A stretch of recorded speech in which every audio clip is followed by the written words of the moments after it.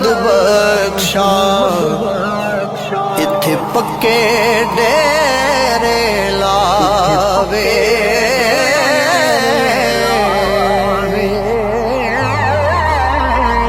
میں مراں تے جمعے والا روز ہوئے میں مراں تے جمعے والا روز ہوئے میری منجی تے کلمے دا شور ہوئے میری منجی تے کلمے دا شور ہوئے اکھ کھولا تے نبی میرے کول ہوئے پڑھو لا الہ الا اللہ الا اللہ الا اللہ الا اللہ الا اللہ پڑھو لا الہ الا اللہ پڑھو لا الہ الا اللہ رب سونے دا ذکر پکار میاں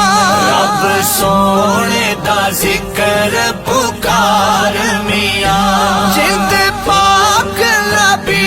تو وار میاں جند پاک نبی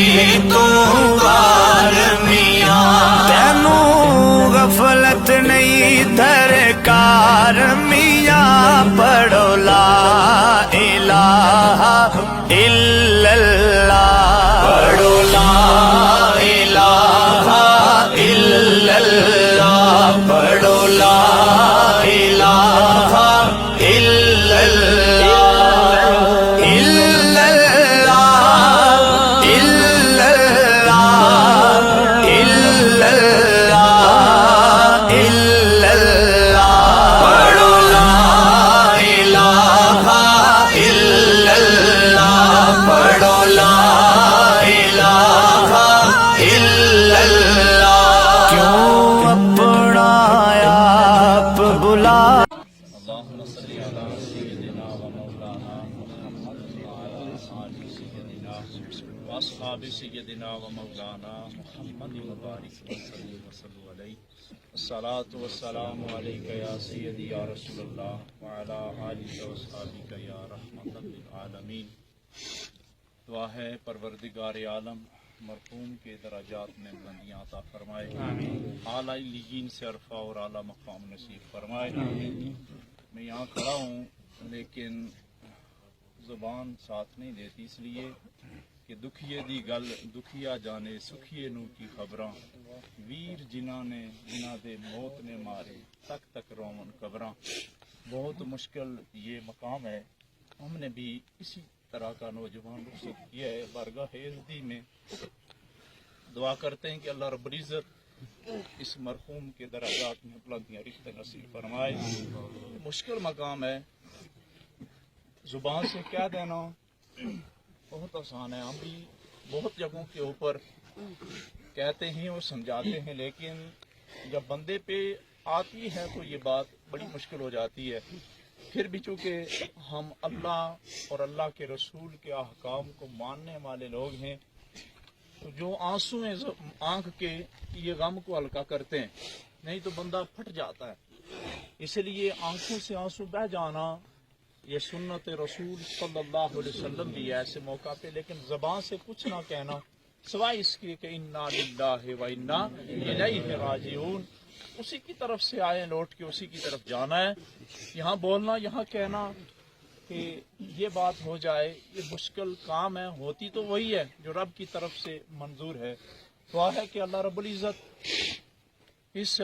بھائی کی بہنوں کو صبر نصیب فرمائے بالخصوص والدہ بہت کٹھن موقع ہوتا ہے یہ والدہ کو اللہ صبر عطا فرمائے جو پردیس میں باپ بیٹھا ہے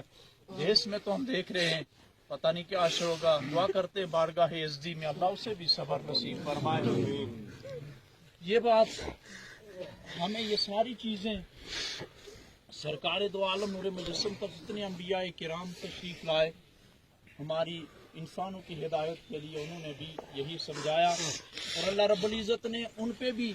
بے شمار ایسے ہی آزمائش والے لمحات لاگو کیے، لیکن انہوں نے بھی یہی ہمیں پیغام دیا کہ ہر مشکل وقت میں صبر کرنا ہے اور صبر کا دامن ہاتھ سے چھوڑنا نہیں ہے۔ اب جب ہم سورہ انبیاء نکالتے ہیں تو انبیاء علیہ السلام پہ بڑی بڑی مشکلات، بڑی بڑی آزمائش آئی ہیں، لیکن اس آزمائش کے اوپر انبیاء علیہ السلام نے ہمیں بھی یہ تلقین کی کہ ہم نے صبر کیا۔ ہماری ہستیاں آپ کے لیے کیا ہے؟ وہ راہ ہے، وہ نمونہ ہے۔ تو ہم جو اللہ کی بارگاہ سے ہمارے اوپر آزمائشیں آئیں، ہم نے صبر کیا۔ ان میں سے ایک ہستی کا نام آپ نے اکثریت سے سن رکھا ہے، حضرت ایوب علیہ السلام، کہ بہت صبر آپ نے فرمایا، اور ہمیں بھی اس موقع کے اوپر آپ کی ذات اقدس سے وہ جو آپ نے صبر کیا، ہمیں بھی صبر ہی کرنا ہے، اور اس کے بغیر کوئی چارہ کار ہی نہیں ہے کہ ہم کیا کر سکتے ہیں۔ لیکن اس کے باوجود بھی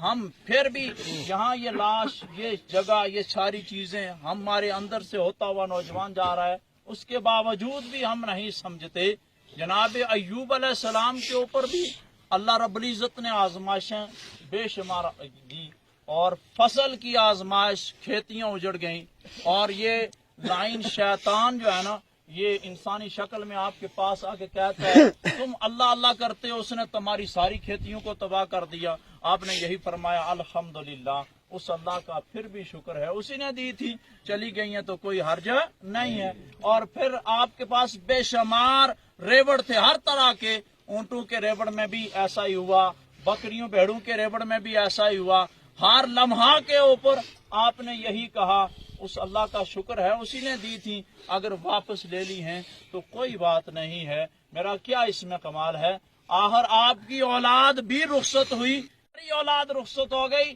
پھر آ کے وہ کہتا ہے اب تو آپ کی اولاد بھی نہیں رہی ہے۔ آپ نے پھر پڑھا انا للہ و انا الیہ راجعون، اسی نے دی تھی، اسی کی طرف لوٹ گئی، تو میرا اس میں کوئی کمال نہیں ہے، یہ تو اسی کی عطا ہے، اور اگر وہ لینا چاہے تو لے لیتا ہے۔ لیکن یہاں ہم چونکہ دنیا کے بندے ہیں نا، ہمارے اندر حوصلہ کم ہے، ہمارے اندر جرت اور حوصلہ کم ہے، لیکن پھر بھی ہمیں حوصلہ رکھنا ہے۔ قانون ایزدی ہے، جو کوئی اس دھرتی کے اوپر آیا اس نے جلد یا بادیر ہر صورت جانا ہے، لیکن جانے کا انداز اگر اس طرح ہو، وہاں سے لے کر وہاں تک اگر بندوں کی صورت میں جائے تو اتنے بڑے مجمع میں کوئی ایک تو اللہ کا بندہ ہوگا۔ یاد رکھیے گا، حضور نے فرمایا 40 ہوں تو ایک برگزیدہ ہوتا ہے، حضور کی حدیث ہے 40 اکٹھے ہو جائیں بندے تو ایک برگزیدہ ان 40 میں ہوتا ہے۔ اتنا مجمع اکٹھا ہو جائے تو اس میں کتنے نیک بندے ہوں گے؟ مجھے نہ خیال کرنا میں نے داڑھی رکھی ہے میں نیک ہوں، ایسی بات کبھی نہ خیال کرنا، پتہ نہیں کون نیک ہوگا، پتہ نہیں ہم میں سے کون نیک ہوگا جس کے تصدق سے مرحوم کے درجات میں اللہ بلندیاں عطا فرما دے۔ یاد رکھیں گے کہ یہ ہمیں ان لمحات کے اوپر کیا کرنا ہے، اہل خانہ کو بھی ہمیں تسلی دینی ہے، تشفی دینی ہے، اور آپ جب اپنے گھر میں جائیں مستورات کو بھی سمجھا دیں، جب آئیں مستورات ملنے تو انہیں تسلی دیں، ان کے ساتھ چمٹ کر مت روئیں اور واویلا مت کریں۔ اس سے جانے والوں کے لیے فرشتے پوچھتے ہیں، اس سے یاد رکھیے گا، فرشتے سے پوچھتے تو ان کا کیا لے کے آیا ہے کہ پیچھے رو رہا ہے۔ حضور نے فرمایا ہے کہ آپ جب مرنے لگے تو وصیت کریں میرے پیچھے واویلا نہیں کرنا ہے۔ فرشتے پوچھتے تو ان کے لیے ان کا کیا لے کے آیا ہے کہ تیرے پیچھے واویلا کر رہے ہیں، ایسی بات قطع نہیں کرنی ہے۔ جب ہم جاتے ہیں اور وہ دوبارہ مستورات جاتی ہیں، پہلے سے ہی نڈھال ماں ہوتی ہے، بہن ہوتی ہے، اس کے گھر والے ہوتے ہیں، تو ہم چمٹ چمٹ کے انہیں اور نڈھال بنانے کی کوشش کرتے ہیں۔ ایسی صورت میں ہمیں انہیں جا کے تسلی دینی چاہیے، تشفی دینی چاہیے، انہیں سینے سے لگانا چاہیے، نہ کہ انہیں اور رولانا چاہیے۔ یہ ہمیں سرکار دو عالم نور مجسم صلی اللہ علیہ وسلم نے بھی سمجھایا، قرآن نے بھی سمجھایا، انبیاء کرام کی سیرت نے بھی سمجھایا، اس اللہ رب العزت نے بھی یہی سمجھایا۔ محترم فرما رہے تھے مولانا فیاض صاحب بھی اور بشارت صاحب بھی کہ ہمیں کس سے صبر حاصل کرنی چاہیے؟ مدد نماز سے اور صبر سے۔ کیسے حاصل کرنی چاہیے مدد؟ نماز سے اور صبر سے۔ کہ اگر صبر نہیں آتا، یاد رکھیں اللہ اکبر، وضو کریں تو آنسو ہلکے ہو جاتے ہیں، یاد رکھیے گا، بدن ٹھنڈا ہو جاتا ہے، آنسو ہلکے ہو جاتے ہیں، اور مسلح پہ جب بندہ آتا ہے ایسی صورت میں تو سرور ہی آ جاتا ہے۔ मजा ही आ जाता है। और जब बंदा उधर खड़ा होके अल्लाह रब्बुल इज्जत को पुकारता है और आखिर में दुआ पढ़ता है जिसमें सारे मोमिनीन मोमिनात और माँ बाप शामिल हैं, तो याद रखिए अल्लाह रब्बुल इज्जत जरूर ऐसी सूरत में वो जाने वालों की बख्शिश और मग़फ़िरत करता है। ये हमें तरीका इस्लाम ने और कुरान ने बताया है। या अय्युहल्लज़ीना आमनुस्ताइनू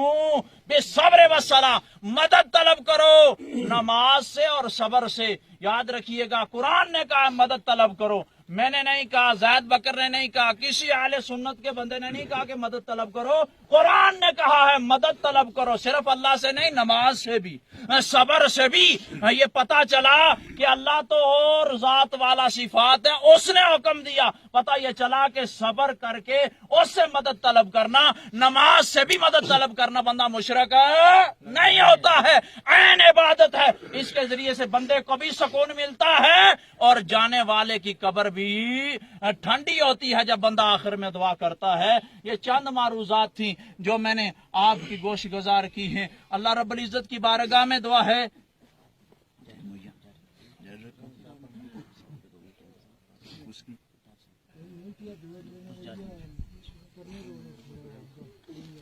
अल्लाह रब्बुल इज्जत की बारगाह